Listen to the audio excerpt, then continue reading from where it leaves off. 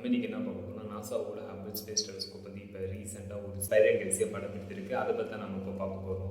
இந்த மாதிரி புது புது அப்டேட் நீங்கள் பார்க்கணும், மறக்காம இந்த சேனல் வந்து சப்ஸ்கிரைப் பண்ணுங்கள். இப்போ உங்கள் டீட்டெயிலாக பார்ப்போம். நாசாவோட ஹபிள் ஸ்பேஸ் டெலிஸ்கோப் வந்து UGC 11861 என்னும் ஸ்பைரல் கேலக்சியாக படம் எடுத்திருக்கு. UGC 11861 இந்த ஸ்பைரல் கேலக்சி நம்ம இந்த பூமியிலேருந்து 69 மில்லியன் லைட் இயர்ஸில் வந்து அமைஞ்சிருக்கு.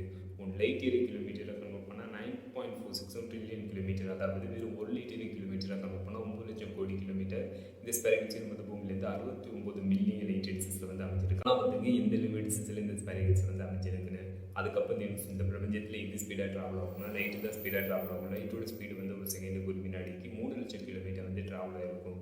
லைட்டோட ஸ்பீடில் நம்ம ட்ராவல் பண்ணி போனாவே இந்த UGC 11861 இந்த ஸ்பைரல் கேலக்சி அது இருந்துக்கு 69 மில்லியன் லைட் இயர்ஸ் ஆகும். ஏன்னா அந்த லிமிட்ஸில் இந்த ஸ்பைரல் கேலக்சி வந்து அமைஞ்சிருக்கு.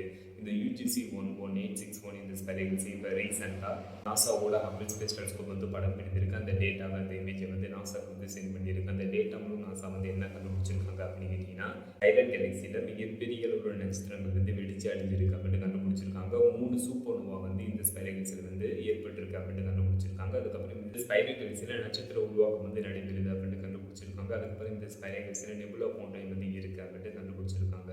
நாசாவோட ஹபிள் ஸ்பேஸ் டெலிஸ்கோப் படம் பிடித்து இந்த UGC 11861 இந்த ஸ்பைரல் கேலக்சி இதோட இமேஜில் வந்து ப்ளூ கலர் மற்றும் ஆரஞ்சு கலர்ஸ்லாம் தெரியுது. இதெல்லாம் எதனால் தெரியுது அப்படின்னு கேட்டிங்கன்னா, நாசா வந்து என்ன சொல்கிறாங்கன்னா, இந்த கலர்ஸ் வந்து கேஸ் வெப்பிங் டஸ்ட்னாலையும் அதுக்கப்புறம் நட்சத்திரங்கள்னாலையும் இந்த கலர்ஸ் வந்து தெரியுது அப்படின்ட்டு நாசா வந்து தெரிவிச்சிருக்காங்க. இதெல்லாம் இந்த டேட்டா மூலம் நாசா வந்து கண்டுபிடிச்சிருக்காங்க.